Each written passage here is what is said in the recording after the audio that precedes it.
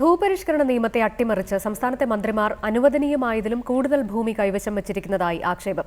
Revenue മന്ത്രി അടൂർ പ്രകാശും നഗരകാര്യമന്ത്രി മഞ്ഞളാംകുഴി അലിയുമാണ് അനുവദനീയമായതിലും കൂടുതൽ ഭൂമി കൈവശം വച്ചിരിക്കുന്നത്. ഭൂപരിഷ്കരണ നിയമപ്രകാരം 15 ഏക്കറാണ് ഒരു കുടുംബത്തിന് കൈവശം വെക്കാവുന്ന ഭൂമിയുടെ പരിധി. ഈ പരിധി ലംഘിച്ചാണ് മന്ത്രി അടൂർ പ്രകാശും മഞ്ഞളാംകുഴി അലിയും ഭൂമി വാങ്ങി കൂട്ടിയിരിക്കുന്നത്. അടൂർ പ്രകാശിന്റെയും ഭാര്യയുടെയും മകന്റെയും പേരിൽ 34 ഇടങ്ങളിലായി 23 ഏക്കറോളം ഭൂമിയാണ് കൈവശം വെച്ചിരിക്കുന്നത്. അടൂർ പ്രകാശിന്റെ പേരിൽ 13 ഇടത്ത് ഭൂമിയുള്ളപ്പോൾ ഭാര്യയുടെ പേരിൽ 17 ഇടത്ത് ഭൂമിയുണ്ട്. മകന്റെയും അമ്മയുടെയും പേരിൽ 2 ഇടത്ത് വീതം ഭൂമിയുണ്ട്.